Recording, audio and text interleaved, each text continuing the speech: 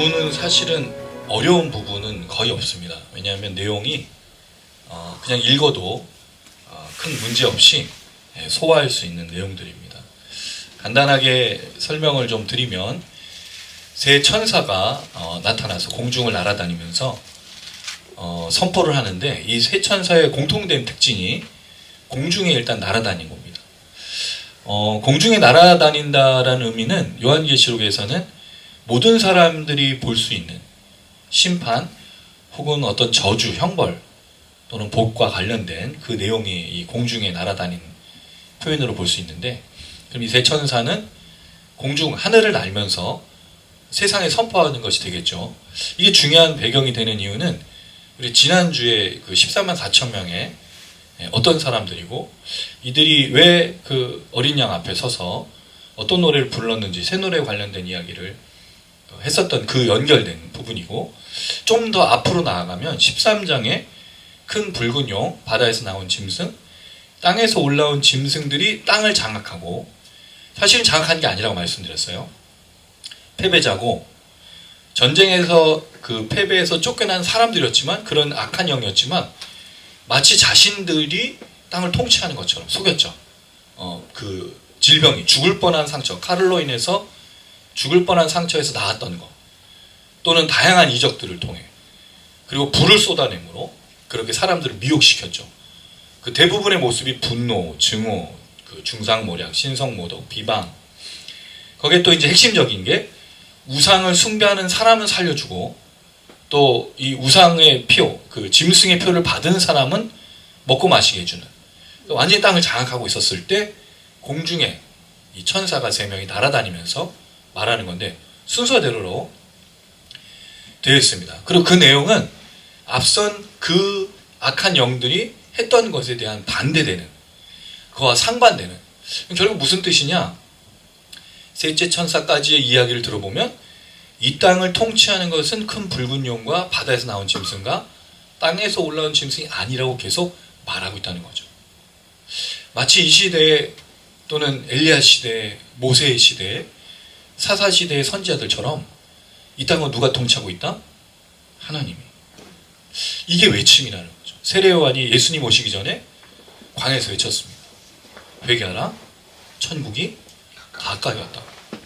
그게 이 공중에 울려 퍼지는 건데, 그래서 오늘 이야기 중에 되게 핵심적인 내용이 또 한 가지 있어요. 13절.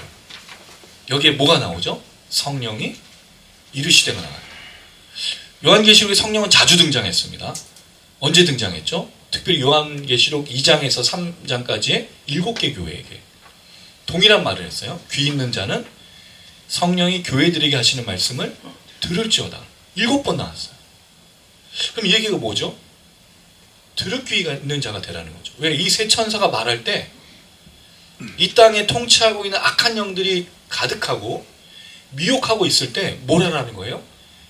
외치는 소리를 듣고 이 경고의 메시지 또는 선포하는 메시지를 잘 듣기를 바란다는 거죠. 그게 성령께서 우리에게 주시는 겁니다. 성령은 방언과 예언과 다양한 이적들을 우리에게 베푸십니다. 그러나 성령의 핵심적인 건 뭐죠? 하나님의 말씀을 기억해 하는 거예요.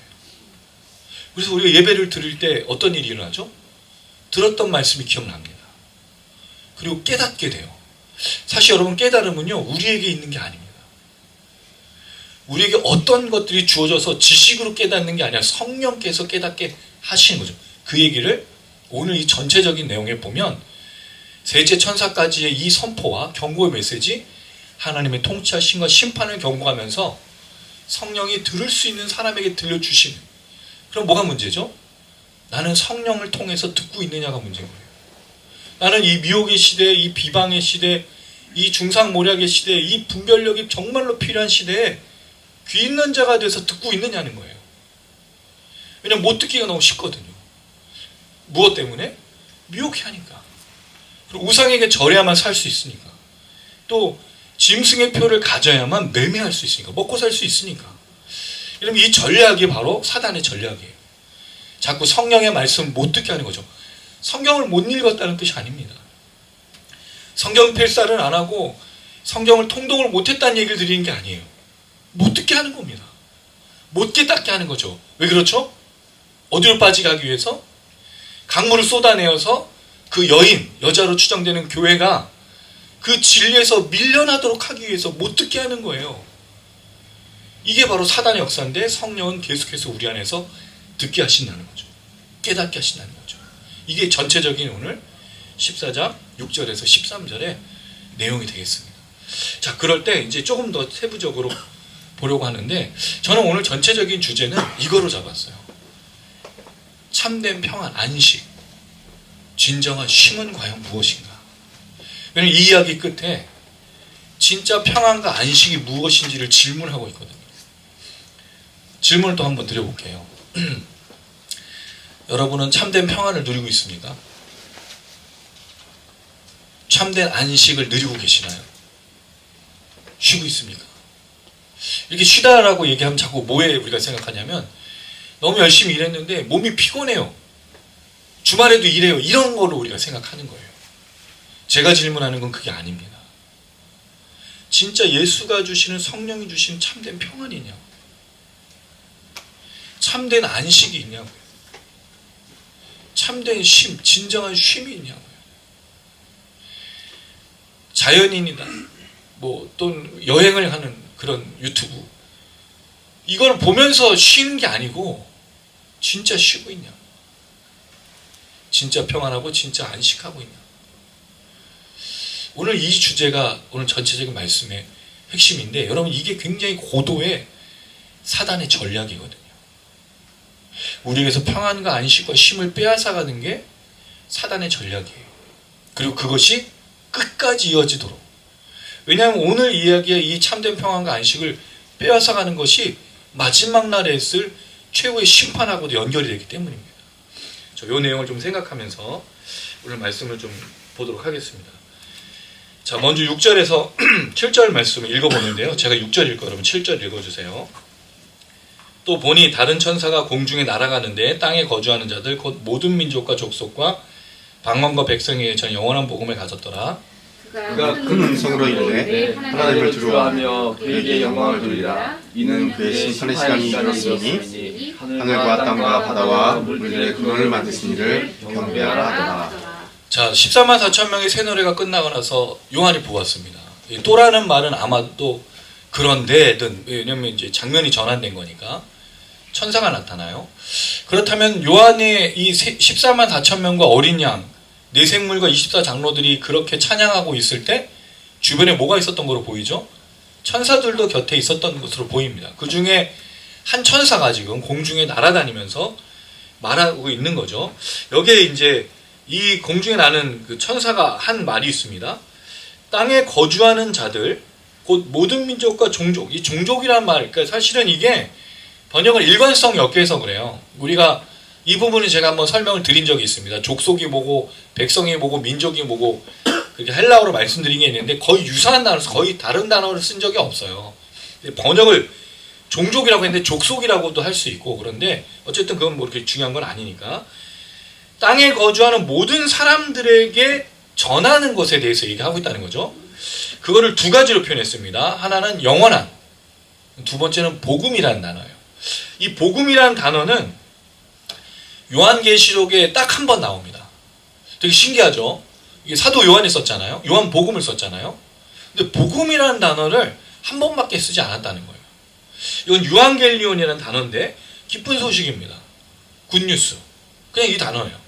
그런데 이게 한 번 나온 적이 있습니다. 요한계시록 10장 7절을 한번 보시면 이 말을 이렇게 표현했어요. 요한계시록 10장 7절이에요. 이건 같이 한번 읽어볼게요.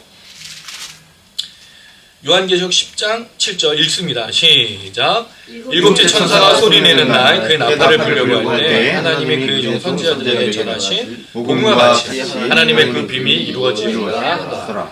여기는 전하신 복음으로 되어 있어서 이 복음이랑 같은 단어 같지만 사실은 다른 단어입니다. 그러니까 그 뜻이 다른 게 아니고 지금 오늘 본문에 나온 복음은 명사고요. 10장에 나온 건 동사예요. 유앙겔리조라고 해서 기쁜 소식을 전하다. 좋은 소식을 전하다는 건데 여기는 그냥 복음이라는 거죠. 복음의 자세한 의미는 오늘 다루진 않을 겁니다. 왜냐하면 요한계시록에 이 복음이라는 말을 선포만 했지 이게 무슨 뜻인지 말해주지 않아요. 근데 여러분 복음이 우린 뭔지 알고 있죠? 복음이 뭐예요 여러분? 설명하라면 못하잖아. 알고는 있는데 설명이 안 되잖아요. 복음은 예수 그리스도를 말합니다. 사도 바울이 얘기했어요. 로마서 1장 1절에서 2절을 말하고 있습니다. 로마서 1장 1절에서 전화가 오는 이유가 제가 네이버 플레이스에 우리 교회를 등록해 놨잖아요. 근데 미용실로 연결이 됐나 봐요. 그래서 자꾸 전화가 오는데 이 미용실 전화번호를 염색하냐고 물어보는데 염색 안 한다고 그러고 다른 건 해드릴 수 있는데 염색과 머리는 제가 못 해드린다고 그랬어요. 어쨌든 지금 전화가 와가지고 죄송합니다. 로마서 말씀에는 분명히 예수 그리스도가 복음이라고 얘기해요. 근데 우리가 오늘 이걸 정리하려고는 하지는 않습니다. 이건 주중에 제가 묵상을 드릴 텐데 이게 중요한 거예요. 복음이란 말 앞에 뭐가 붙었습니까, 여러분? 영원한이 붙었어요. 영원한 복음이라는 말은 처음 나온 얘기거든요. 왜 영원한 복음일까요? 왜 이 천사는 13만 4천 명의 새노래가 끝나고 나서 공중에 날아다니면서 지금 땅에 장악하고 있는 사단 마귀 역사 속에 땅 가운데 거주하는 사람들, 모든 사람들에게 영원한 복음을 말한다고 얘기했을까요? 왜 이거를 전하는 것이라고 말했을까요? 영원하다는 뜻이 뭡니까? 영원하다는 건 한시적이지 않는 거죠. 사라지지 않는 겁니다. 그럼 분명히 이건 배경이 있는 거예요. 하나님의 기쁜 소식은요, 창세로부터 지금까지 끝난 적이 없다는 거죠. 어떤 때? 이 땅에 심지어 악한 영이 통치하고 다스리더라도 하나님의 복음 멈춘 적이 없다라는 거예요. 어디에? 땅에. 그럼 왜 이 얘기를 할까요? 이 땅의 사람들에게 뭘 지금 제시하고 있는 거죠? 구원을. 이 복음을 듣고 돌아오길 바라는 거예요. 왜? 땅에 뭐가 지금 장악하고 있어요? 악한 영이 비방과 미혹과 중상모략과 이 모든 것들이 장악해서 짐승에게 절해야 살 수 있고 짐승의 표를 받아야 먹고 마실 수 있으니까 사람들이 어디를 향해 가고 있는 거예요? 심판을 향해 가고 있잖아요. 그러니까 영원한 복음, 한시적이지 않고 제한적이지 않은 처음부터 끝까지 있는 이 영원한 복음을 선포하니 들으라는 거죠. 뭐 하기 위해서? 구원받기 위해서. 이걸 이제 첫 번째 천사가 선포하는 거예요. 이건 우리에게도 되게 중요합니다. 여러분, 이 땅 가운데 우리를 미혹해하고 또 그리스도인들만이 아닌 이 세상 사람들을 향해서 수많은 거짓과 잘못된 진리들, 그리고 잘못된 것들이 퍼져 있을 때 뭘 해야 되냐는 거예요, 우리가. 기쁜 소식을 받은 사람들 아닙니까? 좋은 소식을 갖고 영원한 생명을 소유하고 기쁘고 즐거운 사람들 아니에요? 근데 우리가 세상에 아무 영향력이 없는 거예요. 우리의 삶조차도 기쁘지 않은 겁니다. 영원하지 않은 것처럼 느껴지는 거예요. 우리의 삶이 더 힘들어 보이고 더 괴로워 보여요. 누가 우리에게 그런 관심이 있겠습니까? 내가 그렇게 힘들게 살아가고 내가 더 괴로운데 야, 차라리 예수를 믿지 말고 교회를 가지 말라라고 말하지 않겠어요?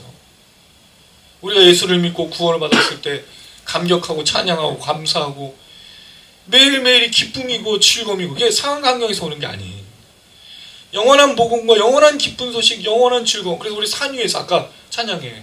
산 위에서 세상을 향해 외치는 그 기쁨.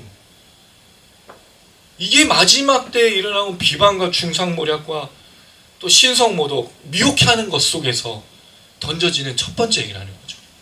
그럴 때 우리가 가진 복음이 영원한 복음이냐, 이걸 회복해야 되는 거예요. 그리고 영원한 복음으로 말미암아 뭘 회복해야 되죠? 기쁨을. 내게 주신 이 좋은 소식, 이 기쁜 소식. 왜 이단들만 이거래? 그 사람들 문 두드리면서 뭐래요? 기쁜 소식을 갖고 왔대, 지가. 그렇잖아요, 여러분. 이단들이 문 두드리면 하는 얘기 그거 아니에요? 기쁜 소식을 헛소리하고 있는데 확 그냥 막 그냥 아니잖아요. 우리의 복음이 진짜 복음 아닙니까? 영원한 복음이잖아요. 첫 번째, 이 공중에서 울려 퍼지는 소리를 기억하시고 회복하신 여러분 되기를 주님의 이름으로 축원합니다. 두 번째입니다. 두 번째가 아니고 이 첫 번째 이야기에 연결된 거, 하나님 어떤 분이신지 얘기하는데 영원한 복음을 가진 자가 해야 될 두 가지 명령이 있어요. 자, 첫 번째 명령이 뭐냐면 7절에 보니까 하나님을 두려워하며 그에게 돌리라. 돌리라라는 말은 사실은 쉽게 얘기하면 드리다라는 겁니다. 영광을 돌리리 할 때는 주는 거죠. 근데 우리가 이거를 좀 그 높은 분을 향해서 말해 돌리다라고 말하잖아요. 주다라는 건데 하나님은 어떻게 하라고요? 영원한 복음을 가진 자는 두려워하고 영광을 돌린다는 거죠. 그럼 왜 두려워하고 영광을 돌리죠? 이어지지 않습니까? 이는 왜냐하면 그의 심판의 시간이 이르렀다. 자, 이게 중요한 거예요. 그래서 13장과 연결되는 게 하나님이 심판하시지 큰 용, 그 다음에 바다에서 나온 짐승, 땅에서 올라온 짐승이 심판하는 게 아니라는 거죠. 그들이 아무리 권세가 있고 아무리 능력이 있고 아무리 땅을 장악하고 통치하는 것 같아도 실제로 심판하시는 분은 누구냐? 하나님이라는 거죠. 근데 여러분 여기서 왜 이게 중요할까요? 이 사람들이 예수를 믿는 사람들이잖아요. 물론 땅에 거하는 사람들은 구원을 받아야겠지만 핍박을 받고 있고 짐승에게 절하지 않고 짐승의 표를 받지 않는 사람들에게 심판은 너무 먼 것처럼 보이니까 이 이야기가 울려 퍼지면서 하나님을 심판할 거니까 하나님을 오히려 두려워하면서 경외하라, 경배하라, 그 하나님 앞에 엎드리라, 영광을 돌리라 라고 말하는 거죠. 근데 여러분 이 표현은 항상 하나님에 대한 그 영광은 뭐와 연결되어 있냐면 하나님의 이름과 연결이 되어 있어요. 연결이 되어 있어요. 여러분 이 찬양 기억나시죠? 하나님께 그 이름에 합당한 영광을 돌리리. 이런 찬양 들어보신 적 없어요? 이런 가사 들어보신 적 없어요? 기억이 안 나요. 근데 하나님 이름에 합당한 영광인데 재밌는 건 합당한이라는 단어는 없어요. 그 시편에 있는 표현인데 그 이름의 영광입니다. 근데 이걸 의역할 때 하나님 이름에 합당한 영광으로 바꿔 부른 거예요. 왜냐하면 하나님의 이름은 뭐하기에 합당한 거예요? 영광 받기에 합당하니까. 왜? 하나님은 심판주니까.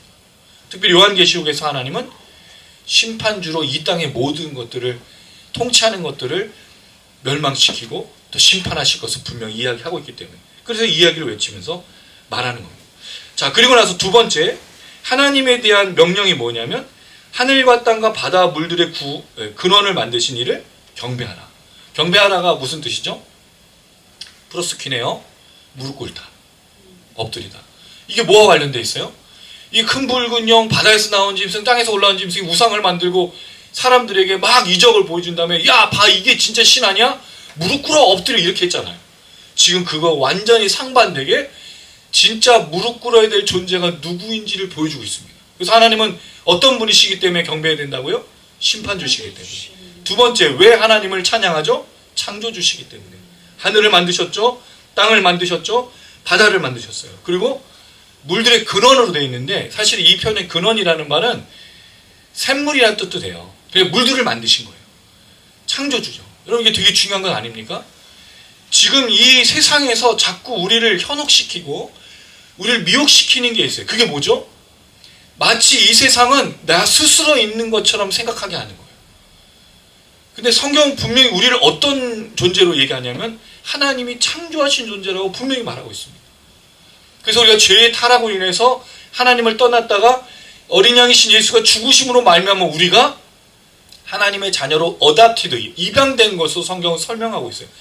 창조된 피조물이었지만 죄 때문에 우리가 멀어졌다가 입양된 하나님의 자녀가 된 것으로 말할 때 창조가 쓰이고 있다고. 그래서 우리를 뭐라고 표현했죠?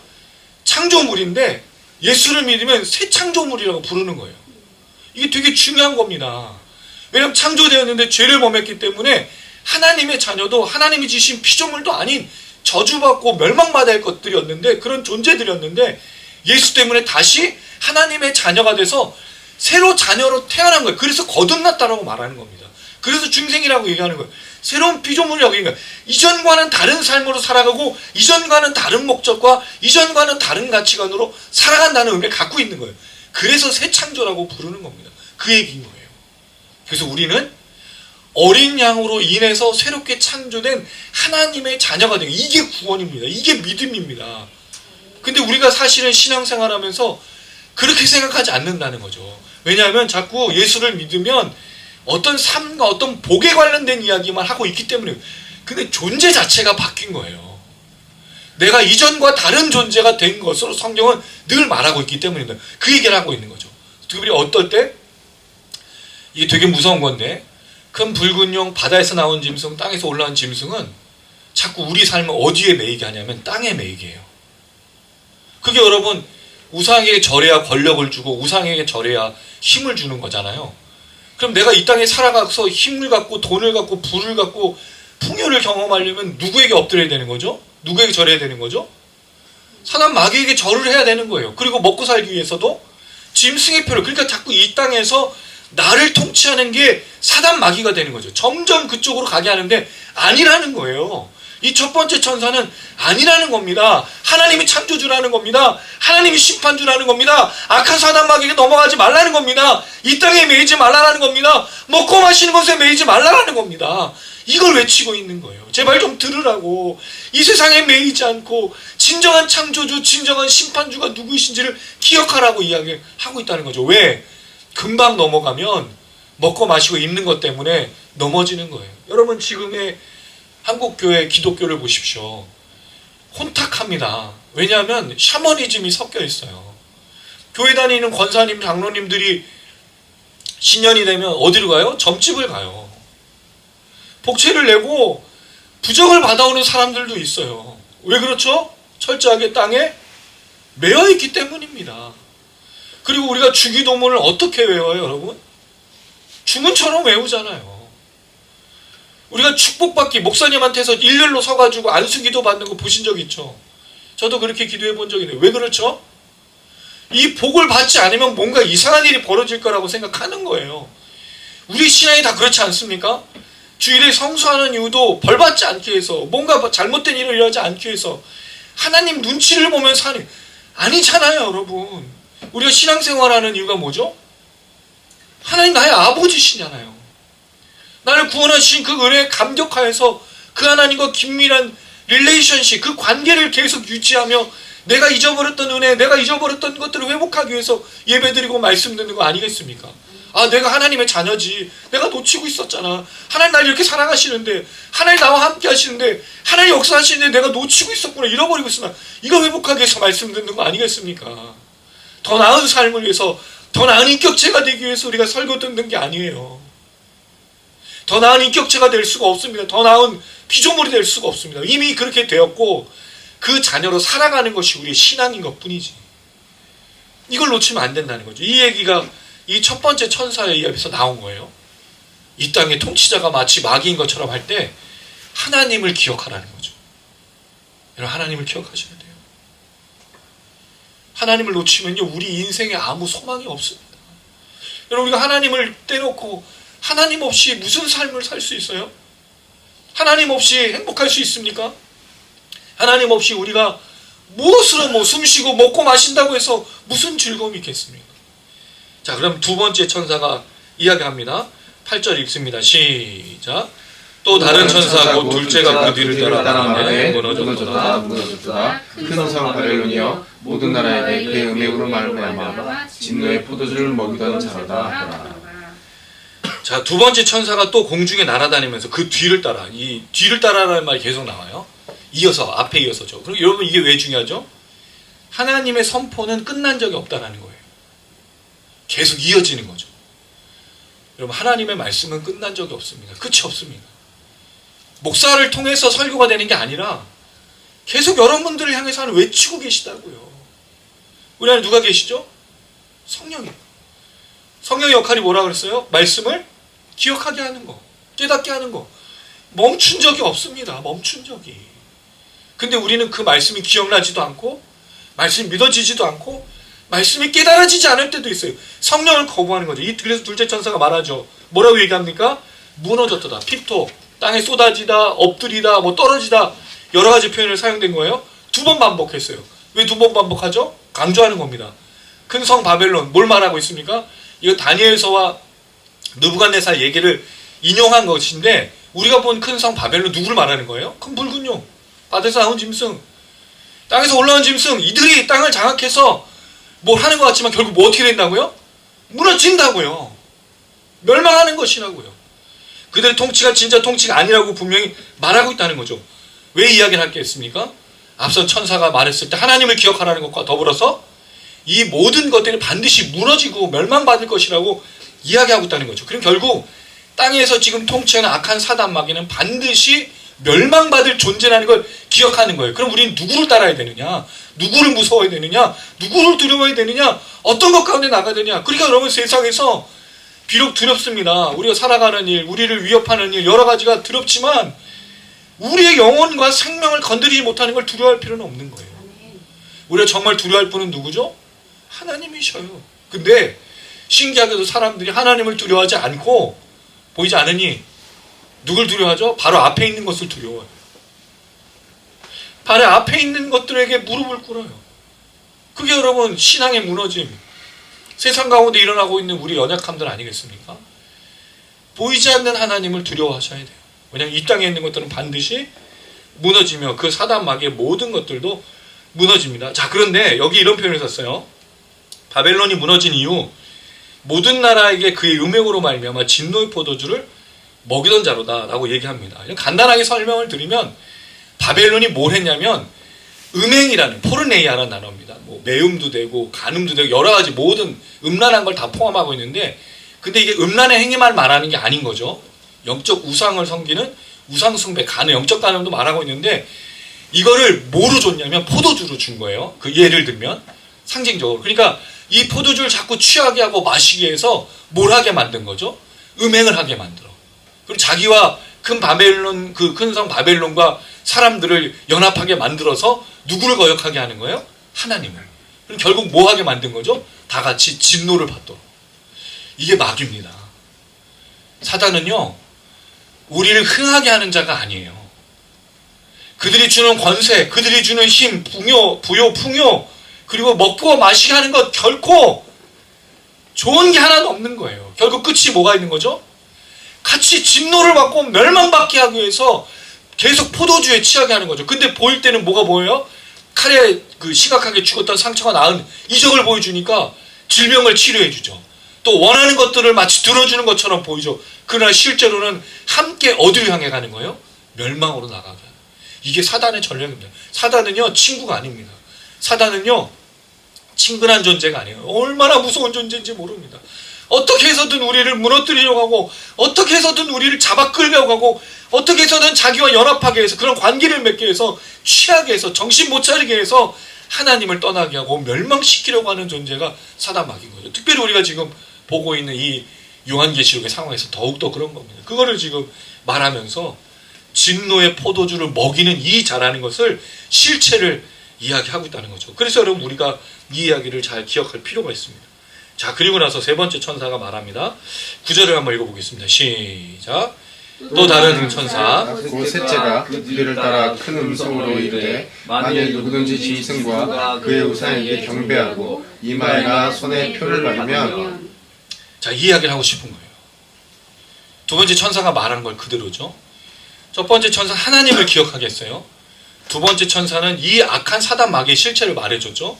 그리고 나서 뭘 하고 있느냐면 결국 짐승에게 절하고 우상에게 절하고 그 짐승의 표를 받는 자들에 대해서 경고하는 거예요. 왜? 이 땅에 살려면 뭘 해야 된다고 그랬죠? 우상에게 절해야 됐어요. 그 다음에 이 땅에서 먹고 마시려면요, 짐승의 표를 받아야 되는 거였죠. 그거를 지금 세 번째 천사가 말하는데, 만일 누구든지 짐승과 그의 우상에 경배하고 이마에나 표를 받으면, 그리고 10절 뭐라고 얘기하죠? 그도 하나님의 진노의 포도주를 마시리니. 지금은 먹고 사는 거, 단지 여러분 이 사람들이 한 게 뭐예요? 우상에게 절했을 뿐이에요. 짐승의 표를 받아서 먹고 마셨을 뿐이에요. 근데 그 행위의 결과가 뭐라고 얘기하죠? 진노라는 거죠. 왜? 누구를 섬겼기 때문에? 우상을. 그리고 누구를 따라갔기 때문에? 우상을. 여러분 아무것도 아닌 우리의 행동 같지만 우리가 이 땅을 살아갈 때 하나님의 말씀과 어린 양이신 예수를 따라가는 것을 순종하지 않으면 어떤 일이 벌어지는지를 분명하게 이야기해주고 있다는 거죠. 결국 그게 경배하고 이마에나 손에 표를 받는 것으로 말하고 있는 자들, 결국 하나님의 진노의 포도주를 마시게 될 것을 이야기합니다. 자, 그리고 나서 여러분 10절에 재미있는 표현이 나와요. 10절은 다시 한번 더 읽어보겠습니다. 시작. 그도 하나님의 진노의 포도주를 마시리니 그 진노의 잔에 섞인 것이 없이 부은 포도주라. 거룩한 천사들 앞과 어린 양 앞에서 불과 영광과 받는. 여기 재미있는 표현이 이거예요. 진노의 잔에 섞인 것이 없이 부은 포도주예요. 이게 무슨 뜻일까요? 섞인 게 없으니까 100%. 그렇죠. 퓨어한 순도 100% 포도주예요. 근데 뭐가 이 포도주의 이름이 뭐예요? 진노예요. 그 진노를 희석시킬 수 없다는 거죠. 하나님이 어떻게 취급하냐면 짐승에게 절하고 그 다음에 그 표를 받아 먹고 마시는 자들은 똑같은 취급을 하겠다고 말하고 있는 거죠. 거룩한 천사들 앞과 어린 양 앞에서, 여러분 특히 여기서 어린 양이 나와. 왜 어린 양 왜 중요하죠? 어린 양과 관련된 사람들이 왜 14만 4천이잖아요. 이 시대에 어린 양, 죽임당한 그 어린 양을 믿고 따랐던 그 사람들이 구원을 받는 대신 이 사람들은 어린 양 앞에서 불과 유황으로 고난을 받는다. 고난받는 게 심판받는 거잖아요. 왜? 우상에게 절했고 짐승의 표를 받았기 때문에. 그럼 우리가 여기서 다시 한번 정리를 할 필요가 있어요. 우상에게 절하고 짐승의 표를 받는다는 것이 무슨 뜻이냐는 거예요. 실제로 여러분 우리 중에 우상에 절하는 사람이 있습니까? 그리스도인들 중에? 없죠. 그 다음에 짐승의 표, 그 짐승의 표가 무슨 베리치 뭐 이런 거 아니잖아요. 그러니까 이게 뭐예요? 이건 세상 가치관을 따라가는 겁니다. 이 세상에 매여 있는 삶을 사는 겁니다. 하나님이 창조주고 심판주라는 걸 잊어버리고 이 땅에 먹고 마시는 걸 해결하기 위해서 모든 것들을 동원하는 것을 얘기해요. 여러분 우리는 먹고 마시기 위해서 불의를 저지르는 사람들이 아니에요. 우리는 풍요롭고 부하고 권력을 가지기 위해서 불법을 저지른 자들이 아닙니다. 근데 세상의 그리스도인들 중에 부와 풍요를 누리기 위해서 뭘 하죠? 불법을 저지르고 불의를 행하고 심지어 이단, 사이비 모든 상관없이 결탁하고 있잖아요. 우리가 지금 이 시대에 보고 있는 것 아닙니까? 정말 많은 사람들이 예수를 믿는 신앙을 순수하게 지키는 것보다는 이 땅에 매여서 그저 먹고 마시는 것으로 살아가는 것이 바로 그들의 모습이라는 것을 너무 잘 보여주고 있다는 거죠. 단지 다른 종교를 갖지 않고 단지 다른 어떤 것들을 하지 않았다는 뜻이 아니에요. 순전한 믿음으로 살아가지 않는 것에 대해서, 순종하지 않는 삶에 대해서, 하나님의 말씀을 지키지 않는 것에 대해서 이야기하고 있는 다양한 것들의 모습이라는 거죠. 그럴 때 그들도 진노, 하나님의 진노가 희석되지 않고 불과 유황으로 완전히 쏟아내버린 마지막 심판을 이야기하고 있다는 거죠. 근데 여러분 이 이야기를 하면 이게 너무 먼 이야기처럼 들려요. 왜냐면 진노가 지금 가깝다라고 생각 안 하거든요. 근데 제가 늘 말씀드렸어요. 진노의 다른 면, 정말 무서운 면이 뭐죠? 하나님이 내버려 두는 겁니다. 여러분 정말로 우리에게 하나님이 사랑하신다면 어떤 일이 벌어져야 돼요? 잘못하고 범죄했으면 뭐가 있어야 돼요? 형벌이 있어야죠. 그렇지 않습니까? 내가 거짓말하고 불법을 저지르고 불의하고 하나님께 온전히 순종하지 않고 다른 잘못을 저지르고 거룩하지 않고 더러운 삶을 사는데 아무 일이 없다? 이게 더 무서운 거예요. 사실 뭐가 일어나야 되죠? 형벌이 있어야죠. 잘못된 것에 대해서 도전하시는 하나님의 이야기, 그리고 성령께서 말할 수 없는 탄식으로 나를 돌아보게 하면서 잘못하고 있어 현우야. 그 말할 수 없는 탄식으로 통곡하며 죄를 회개하고 돌이키는 역사가 있는 게 은혜인 거예요. 할렐루야. 그래서 여러분 제가 회개가 뭐라 그랬죠? 회개가 은혜라 그랬어요. 회개가 축복입니다. 그 이야기를 우리가 이 구절에서도 생각해 볼 수 있다는 거죠. 그랬을 때 이 세 번째 천사는 계속 얘기합니다. 하나님이 진노를 그 악한 영, 사단 마귀만 아닌 그를 따르는 자들도 동일하게 취급하겠다고 계속 경고하는 이유가 뭐예요, 여러분? 경고의 이유가 뭐죠? 하지 말라. 네, 돌이키라는 거예요. 제가 늘 말씀드렸어요. 이 13장, 14장에 14만 4절, 그리고 여러분 왜 그 이야기가 나오냐면 14절부터 마지막 20절까지는 마지막 추수가 나와요. 낯을 걷어들이는, 곡식을 낫으로 곡식을 걷어들이는 얘기가 나와요. 마지막 추수 전에 뭐 하라는 거죠? 회개하라는 거예요. 그래서 이 경고를 첫 번째 천사 하나님을 얘기했지만 두 번째, 세 번째는 동일한 내용으로 반복하고 있어요. 심판이 있으니 돌아오라고, 심판할 거니까 제발 돌아오라고 말하고 있다라는 거죠. 자, 그리고 나서 11절입니다. 시작. 그 고난의 연기가 세세토록 올라가리로다. 짐승과 그의 우상에게 경배하고 그의 이름표를 받는 자는 누구든지 밤낮 쉼을 얻지 못하리라 하더라. 굉장히 중요한 구절이에요. 우리가 심판하면 주로 여러분 그 둘째 사망, 불못 이 나옵니다. 나중에 나오는 부분인데 여기는 왜 쉼과 연결을 했을까라는 부분이에요. 여러분 이상하지 않으세요? 우리는 하나님의 상과 하나님의 저주를 생각할 때 또는 하나님의 축복과 또 저주 또 형벌과 상에 대해 생각할 때 주로 면류관 또는 실질적인 어떤 물리적인 어떤 것들을 받는 것에 대해서 얘기하잖아요. 근데 오늘 본문은요 이 14만 4천 명과 관련하고 심판받는 사람하고 관련해서 뭘 얘기하고 있냐면 쉼을 얘기하고 있다는 거죠. 저는 이게 되게 독특하고 놀랍다는 생각이 들어요. 자, 하나씩 좀 생각을 해보면 고난의 연기가 세세토록 올라갑니다. 세세토록이 뭐죠? 영원에서 영원까지. 하나님은 찬양받기에 합당한 영원하신 분이신데 영원한 복음을 주시는데 고난이 어떻게 되고 있어요? 영원해요. 이게 여러분 심판받는 자들의 특징이야.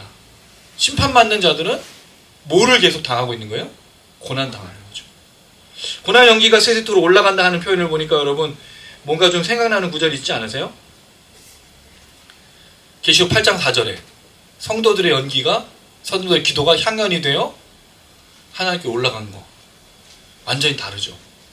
성도들의 기도는 하나님께로 올라가서 상납되지만 이 땅에 있는 저주받고 하나님의 심판받는 자들은 고난의 연기로 타는 연기로 올라가고 있다는 거죠. 이게 완전히 대조가 되고 있어요. 이게 요한계시록이나 열왕계시록은 이분법이에요. 심판받는 자와 심판받지 않는 자, 구원받는 자와 구원받지 않은 자가 항상 대조가 돼서 나. 어떻게? 고난의 연기가 계속 올라가. 아브라함이 소돔과 고모라에게 심판을 내릴 때 그 기도를 했죠. 50명이 있으면 의인만 살려달라고. 근데 결국 그것이 들어지지 않아서 어떤 일이 일어났죠? 유황과 하늘에서 떨어져서 번개가 떨어져서 불탔을 때 아브라함이 나중에 멀리서 본 게 뭐였습니까? 소돔과 고모라가 불타는 걸 봤죠. 이런 장면이 성경에 꽤 많이 나와요. 그래서 연기가 올라간다는 말, 이렇게 된다는 건 심판을 아주 묘사하는 거죠. 결국 이 땅에 있는 사람들이 마귀처럼 심판받을 건데 세세토록이라는 부분이에요. 심판이 여러분 되게 무서운 게 이거예요. 여기서도 심판받고 마지막 날도 심판받고 끝까지 심판받는 게 하나님의 저주입니다. 우린 이거를 좀 잘 기억을 안 하는 좀 내용이 있는데 하나님의 심판이 여기 이 땅에도 있어요. 없는 게 아닙니다. 그리고 죽어서도 일어나. 그래서 여러분 20장에 잠자는 자들이 일어나서 부활의 영광으로 나가는 사람, 생명의 부활로 심판의 부활로 나가는. 그럼 거기서 심판을 받아. 그리고 마지막의 심판이 뭐죠? 둘째 사망 불못에 들어가서 영원토록 고통받는 거예요. 그걸 잘 보여주는 사건이 뭐죠? 부자와 거지 나사로의 사건에서 부자가 아브라함 품에서 나사로가 막 먹고 잔치를 벌이고 있으니까 자기가 뭐라고 그러죠? 여기 너무 뜨거우니까 나사로를 통해서 나에게 뭘 좀 달라고? 물 한 모금만 좀 달라고 하는 내용. 지옥에 들어가는데 고통받죠? 영원토록 고통받는다는 걸 얘기하고 있어요. 여러분 굉장히 무서운 겁니다. 이게 심판은요 죽고 끝나는 게 아니에요. 많은 사람들이 착각해. 나 여기서 악한 짓 했어? 나 죽고 끝이야. 아닙니다. 부활해서 심판받아요. 그리고 심판받은 대로 영원토록 심판받은 대로 살아가는 거예요. 그래서 무서운 겁니다. 그래서 이 심판에서 자꾸 강조하는 거예요. 예수 천당 불신족을 말할 수밖에 없는 이유가 여기 있는 겁니다. 여기서도 고통인 거예요. 물론 이렇게 질문할 수 있어요. 목사님, 분명히 짐승에게 절하면 권력과 힘을 주잖아요. 그리고 이 짐승에게 표를 받으면 먹고 마시게 해주지 않습니까? 그러면 사실 이게 고통이고 심판이고 진노라고 할 수 없지 않습니까? 라고 물을 수 있는데 여러분 독재 정권을 생각하면 돼요. 우리 북한에 있는 거기서 권력을 누가 주죠? 김정은이 주잖아요. 근데 김정은 말을 잘 안 들으면 어떻게 돼? 바로 총살이에요. 권력을 누가 주기 때문에 악한 사단 마귀가 주면 마음에 안 들면 죽여버리면 되는 거예요. 짐승의 표를 받았다고 다 먹고 마시면 배급제야, 배급제. 이게 독재 정권의 무서운 건 아닙니까? 군사 정권의 무서운 거 아니에요? 이게 사단 마귀. 그러니까 결국 여러분 먹을 거를 먹고 짐승에게 절하고 짐승의 표를 받는다고 해서 행복한 게 아니에요. 결국 뭐밖에 없습니까? 그런 체제, 그런 우리가 독재 정권이나 이런 북한 같은 공산 정권을 싫어하는 이유가 뭐죠? 감시받잖아요. 거기에 제일 무서운 게 우리가 어렸을 때 배운 거 5호 감시제 아니에요? 5명이 1명을 감시하는 거. 사는 게 아닌 겁니다. 이게 어떤 세상이라는 거예요? 마귀가 통치하는 세상이라는 거예요. 결국 먹고 마시게 주는 게 아니라 뭐가 없는 거죠. 그러니까 누구든지 밤낮 쉼을 얻지 못한다는 얘기를 하는 거죠. 여기서도 쉼을 얻지 못합니다. 그리고 심판받아서도 쉼을 얻지 못하고 불못에 들어가서 영원토록 고통받는 게 이 내용이에요. 결국 마귀나 악한 영들에게 절하지 말고 그 표를 받지 말라라고 계속해서 경고하는 거예요. 그렇게 넘어가지 말라고, 먹는 것 때문에 무너지지 말고 그 권세와 풍요 때문에 무너지지 말라고 자꾸 이야기를 하고 있다는 거죠. 이 얘기를 하면 이게 얼마나 어려운 얘기인지 잘 알아요. 그래서 이거는 결론 부분에 제가 이야기를 드리도록 하겠습니다만, 마귀가 통치하는 세상, 마귀가 득세하는 세상은 이런 세상이에요. 독재 정권처럼, 공산 정권처럼 먹고 살지만 절하지만 결국에는 불안과 두려움으로 살아갈 수밖에 없는, 쉼이 없어요. 이 쉼이라는 단어가 뭐겠습니까, 여러분? 생기를 되찾다라는 뜻이거든요. 우리가 성경에 이런 표현이 있죠. 주의 말씀이 나를 소성케 하였다. 영혼을 새롭게 하는 거예요. 안식이 없습니다. 평안이 없어요. 평안이 없어요. 어떻게 감시받고 절해야 되고 늘 두렵지 않습니까? 이런 삶이 뭐 여러분 하고 싶은 삶이겠어요? 그런데 이게 단지 독재 정권, 군사 정권만이 아닌 거예요. 주식을 투자해 봤는지 모르겠습니다, 여러분. 주식 하나쯤 다 갖고 계시죠? 없습니까? 우리는 막 살고 있군요. 노후 대책은 아무도 없이 그냥 우리 주님만. 근데 여러분, 주식을 투자하는 사람, 많이 투자하는 사람들은 어떻게 살아가죠? 하루 종일 핸드폰을 켜고 주식의 등락을 봐요. 왜 그렇죠? 올라가야 자기 돈이 생기고 내려가면 파산이잖아. 뭐 하고 있는 거예요? 매어 사는 거죠. 뭐가 없어요? 평안이 없어요. 쉼이 없어요. 집을 가진 사람은요? 강남에 뭐 120억, 뭐 여러분 들어보셨어요? 여러분 120억짜리 아파트? 거기는 가면은 뭐 금으로 쌓여 있고, 거긴 가면은 뭐 그 동네가 완전히 다른 동네일까요? 똑같은 동네인데 땅이 그것 때문에 120억, 뭐 80억 막 그런. 뭐가 문제입니까? 부동산 정책에 따라서 출렁출렁 하잖아요. 그리고 지금 그 동네는 발표는 안 해서 그런데 지금 그 싱크홀, 지금 땅 꺼짐 현상이 너무 심해서 발표를 못 하고 있다는 뭐 그런 얘기도 들리고. 이 세상이 살아간다는 건 그런 거예요. 그리고 우리가 추구한다는 것들이, 부나 풍요라는 것들이 결국 우리를 뭐로 만들어가느냐? 평안과 쉼을 빼앗아 간다는 거죠. 근데 여러분, 누가 제일 행복했을까요? 저는 예수님이라고 생각합니다. 예수님 어떤 분이셨어요? 맨날 한탄하셨죠. 나는 누울 곳도 없어. 그리고 맨날 배고파가지고 제자들이 먹을 거 구하러 다니고. 근데 예수님 왜 행복하셨을까요? 죄인들 속에서 뭘 베푸셨기 때문에? 구원을 베푸셨잖아요. 마더 테레사, 늘 누구와 함께 있었죠? 가난한 자, 병든 자. 불행했을까요? 행복했습니다. 근데 왜 우리는 이렇게 불행해? 그럼 좀 내가 인생이 좀 불행하다 생각하지 않으세요? 왜 내 인생이 이렇게 안 풀려? 우리 그런 분들 많잖아요. 내가 하는 일마다 되는 일이 없어. 되는 일이. 그럼 맨날 후회하지 않습니까? 그때로 돌아가서 내가 그런 선택을 했으면, 과거에 내가 이런 선택을 했으면. 부모는 바꿀 수가 없으니까 그때부터 내가 그렇게 했으면 그럼 인생이 달라졌을까요? 우리 또 다른 고민과 또 다른 매임과 또 다른 불편함, 또 다른 불안을 살아갔을 거예요. 참 평안은 그렇게 오는 것이 아니기 때문입니다. 그래서 이 이야기를 세 번째 천사가 얘기해주고 있는 거예요. 이들에겐 쉼이 없어. 이들에겐 평안이 없어. 이들에게는 아무것도, 안식도 없고 쉼도 없다라고 분명하게 이야기해주고 있다는 거죠. 자, 그리고 나서 이 얘기를 합니다. 12절 읽어보겠습니다. 시작. 성도들의 내가 여기니 그들 하나님의 계명과 예수에 대한 내용을 지키는 자라. 뭐 하라고요? 그래서 인내하라. 오래 참으라. 절제하라. 왜? 여기에 성도들이 인내해야만 되는 상황이니까. 먹고 마시기 어렵고 권력과 힘을 가지기 어렵고 풍요라는 삶을 살기 어려운 이 핍박의 시대, 미혹의 시대, 우리로 늘 걱정하고 하고 염려하게 하는 이 상황에서 인내하라는 거죠. 여러분, 이 표현은 계속 나왔던 표현이죠. 성도들의 인내가 여기 있다는 표현이 많이 반복됐어요. 결국 계속해서 교회들과 하나님의 사람들에게 뭘 강조하고 있냐면 인내입니다. 왜? 오래 참아서 이 세상에 휘둘리거나 그 세상으로 나아가지 않고 마음을 붙들 것을 이야기하는 거죠.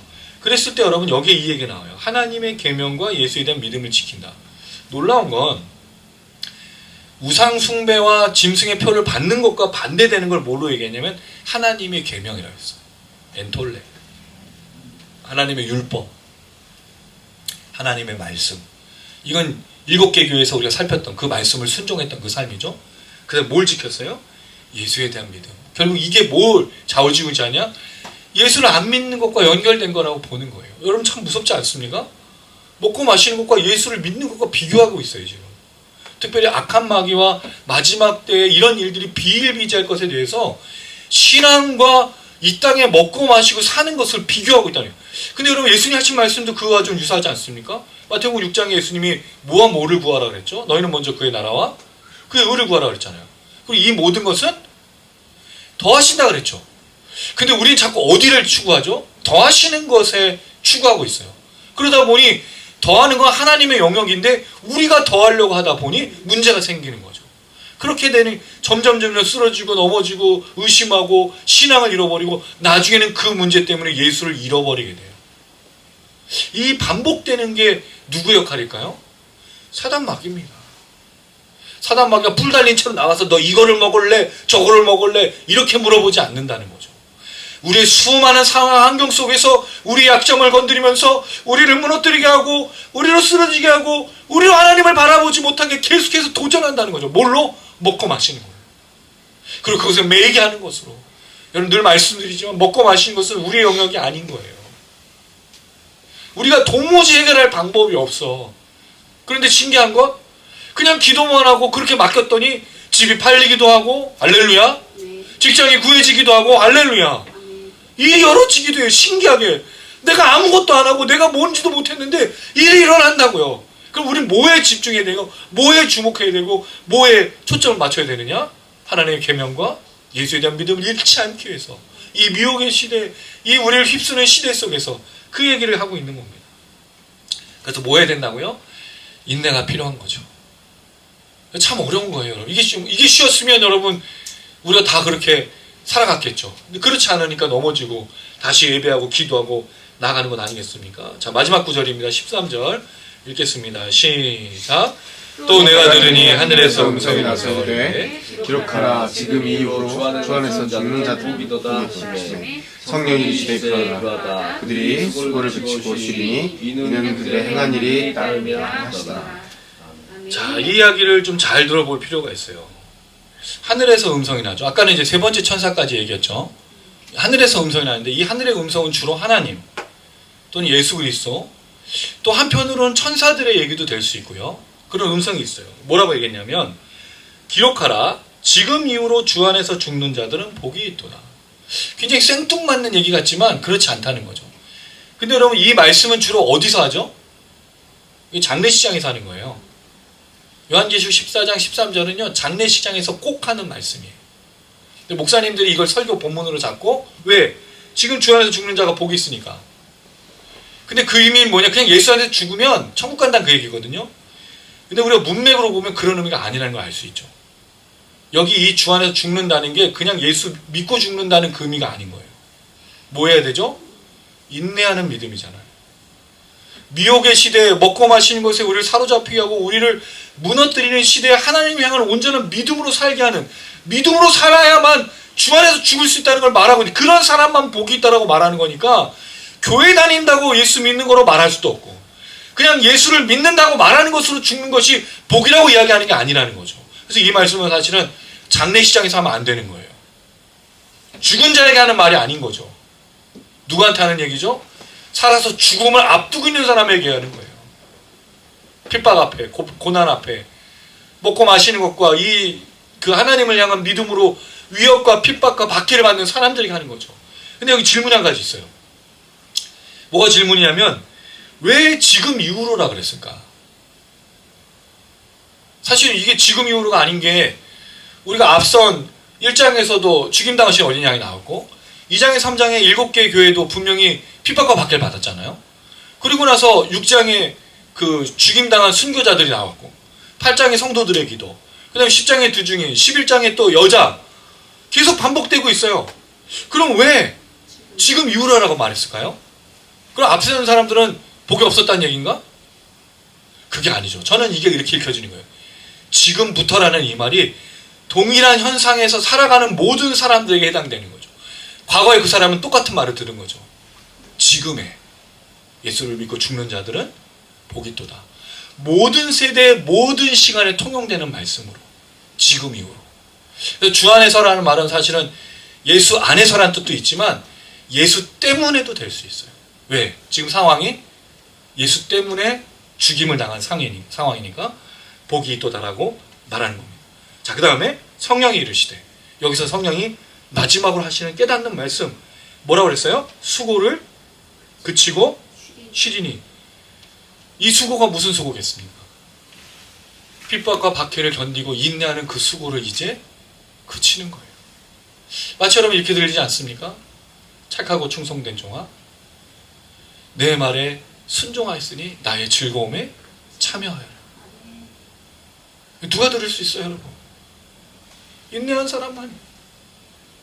이 복음을 위해서 이 핍박의 상황에서 하나님을 저주하고 거부하고 짐승에게 무릎 꿇고 세상의 가치관을 따라 먹고 마시는 것을 메워가는 이 모든 것들을 거절하고 주님만 바라보고 살아간 사람들에게 하는 말 아니겠습니까? 그게 얼마나 수고스러워. 여러분, 예수 믿는 게 수고스러워요. 교회 오는 건 수고스럽지 않지. 물론 수고스럽기도 해요. 우리 성도들이 다 대부분 1시간 반에서 거의 1시간에서 2시간 사이로 계속 교회를 오시니까 수고스러운데 그 수고가 아니라 예수 진짜 믿는 것에 대한 수고잖아요. 여러분, 그렇지 않습니까? 세상에서 예수 믿는 거 티내면서 예수 믿는 걸 증거하며 살기가 쉬우세요? 정말 쉽지 않아요. 불의와 불법과 부도덕과 잘못되고 악하고 더러운 것과 싸워야 되거든요. 그냥 안 그러면 그냥 가만히 있으면 되는 거니까. 그렇지 않을 때 수고는 이제 쉬는 거죠. 자, 그리고 나서 이 말을 해요. 그들의 행한 일이 따름이라. 이게 무슨 뜻이죠? 그들의 일이 그 뒤를 따른다는 뜻이에요. 내가 앞으로 가면 뒤에 뭐가 따라오는 거죠? 내가 했던 말, 내가 했던 일들이 따라오는 거죠. 나의 수고가 따라오는 거죠. 이걸 어떻게 할 수 있어요? 행위로 구원받는 건 아니지만 우리가 생명책 앞에서, 우리가 하나님 심판대 앞에서 하는 일이 뭐죠? 자기가 행한 일로 심판받거든요. 그 따라온 거예요. 그래서 여러분 뭘 했냐는 거죠. 하나님 앞에서. 너 뭐 하다 왔니? 저 이거 하고 왔어요. 그럼 넌 생명책에 기록됐으니까 들어가라. 그래서 넌 생명책이 없으니 들어가지 말라. 이렇게 되는 거예요. 그럼 여러분 여기서 중요한 게 뭐죠? 그 했던 일이 다 그리스도 안에서 했느냐? 사단 마귀를 추정하면서 믿음으로 했느냐? 완전히 다른 길을 걷고 있다는 거죠. 우리가 정말 예수를 진정으로 믿으면 어떤 열매, 어떤 일들, 어떤 수고가 우리 안에서 맺혀질까요? 당연히 예수를 믿는 그 믿음의 열매들이 나타나지 않겠습니까? 복음, 구원, 생명, 회복, 치유, 그 수고를 그치는 평안, 이 모든 안에 그 쉼과 안식을 그렇게 누리면서 가는 거고, 사단 마귀를 추정하면 이 모든 심판과 형벌과 저주로 하나님 앞에 나가는 거죠. 자, 그럼 여러분 우리가 걸어가는 인생은 뭐예요? 그 걸음 속에 있는 거죠. 그럼 여러분 어떤 걸음을 걷고 있습니까?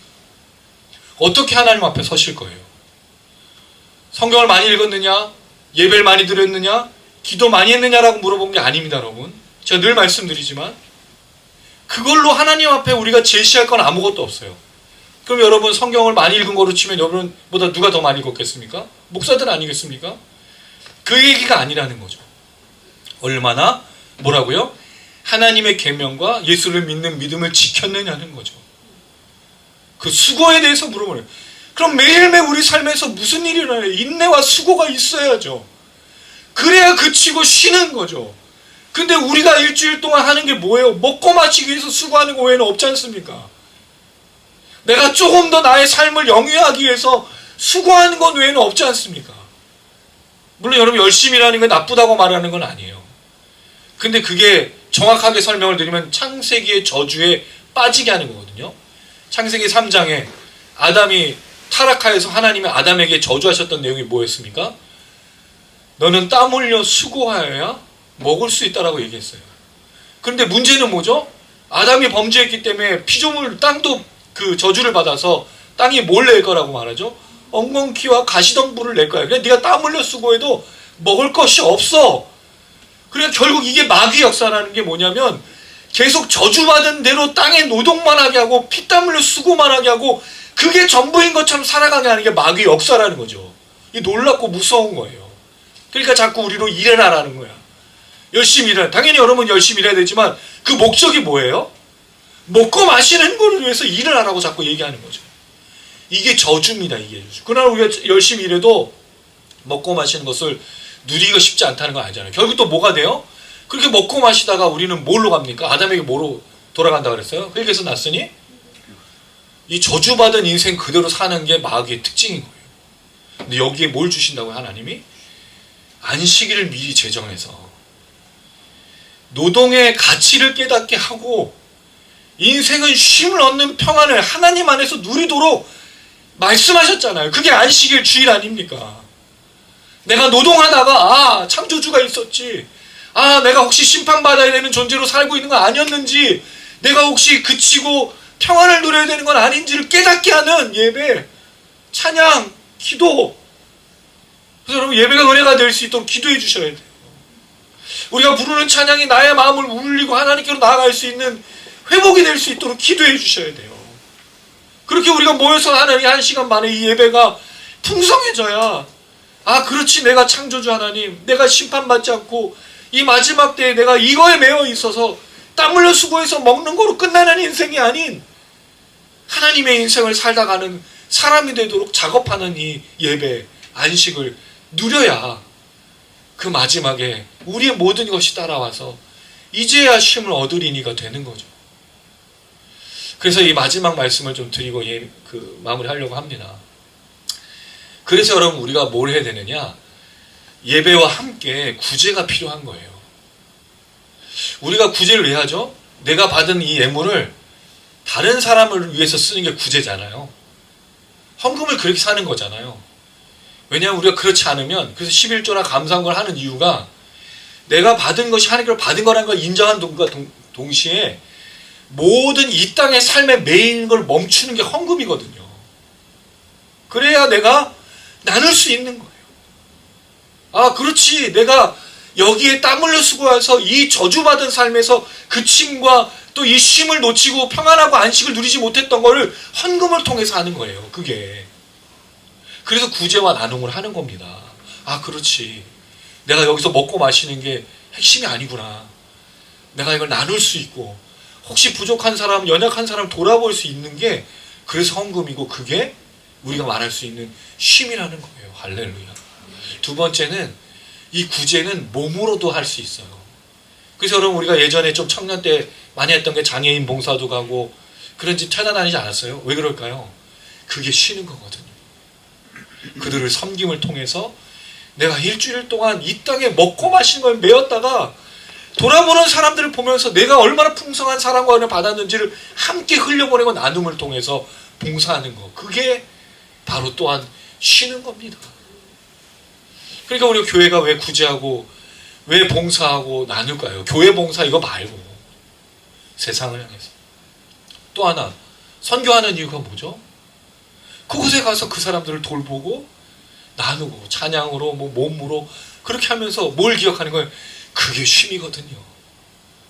맨날 유튜브 보고 맛있는 거 찾아가고, 여러분 똑같은 거 계속 그렇게 먹어보세요. 이게 아무 맛도 안 나. 물론 맛이 나겠죠. 근데 진짜가 뭐냐는 거예요. 그래서 헌금하고, 그래서 구제하고, 그래서 나누고, 그래서 봉사하고. 이 땅에 하나님이 우리 쉬도록 안식하도록 만든 게 그겁니다. 그게 진짜 그래서 우리 예배드리고 함께 말씀도 나누고 또 이후에 전도도 나가고 또 가끔 우리가 무슨 주변에 음악회도 하고 이런 게 다 그런 겁니다. 그게 진정한 쉼이기 때문이에요. 그래서 쉼은 내가 아무것도 안 하고 일을 너무 열심히 했는데 주말에 이제 좀 있으면 4일 쉬고 그런 것도 일하고 또 쉬는 그런 시대가 올 수도 있겠더라고요. 근데 여러분 그게 그냥 쉬는 게 아닙니다. 분명히 말씀드리지만 쉬는 날짜가 많아지만 반드시 봉사하십시오. 반드시 여러분의 어떤 물질이 들어오면 10의 1을 나눠주십시오. 꼭 교회 온 거 말하는 게 아니라, 그래야 하나님 우리에게 평안과 안식과 쉼을 주신 것을 깨달을 수가 있어요. 근데 우리가 그걸 못하는 그 순간부터 철저하게 이 땅의 메인 삶을 살 수밖에 없습니다. 그게 누구의 전략이라고요? 사단의 전략이에요. 그래서 이 세 번째 천사까지 하나님 어떤 분이시고 땅에 대한 경고를 준 다음에 성령이 말씀하시는 것, 그 모든 수고를 그치고 너의 행한 일이 따름이라고 말한 다음에 이 구절로 마무리하는 겁니다. 시편 여러분 26편 23편 6절이 기억나시죠? 다윗이 얘기한 내용이에요. 뭐라고 얘기했습니까? 나의 평생에 하나님의 선하심과 인자하심이 정녕 나를 따르리니. 그리고 나서 그 끝에가 뭐 있어요? 내가 여호와의 집에 영원히 거하리로다. 이 얘기예요, 이 얘기. 우리의 수고에 뭐가 있어요? 하나님의 선하심이고. 우리 수고에 뭐가 있죠? 하나님의 인자하심이죠. 그래서 여러분 봉사하는 사람은 인자하심이 있어요. 봉사하는데 막 때리면서 야! 내가 준 거 먹어! 이런 게 어디 있어요. 내가 누군가하고 나눌 때 기쁜 마음으로 나 드셔보실래요? 이 선물 받아보실래요? 이렇게 얘기하지. 야! 먹어! 막! 이렇게 하는 사람 없잖아요. 그래서 우리가 나누고 구제하고 돌아보고 교회가 그래야 될 이유가 있는 겁니다. 그리고 우리 모든 성도님들 그런 쉼을 얻으십시오. 그게 진짜 쉬는 거예요. 육체적인 쉼도 중요하지만 나눔과 구제와 봉사의 쉼도 누리시면서 마지막 날 그 앞에서 하나님 앞에서 진정으로 쉬고 참된 평안과 안식으로 들어가시는 우리 모든 성도님들, 또 영상을 시청하신 분들 되시기를 주님의 이름으로 축원합니다. 아멘.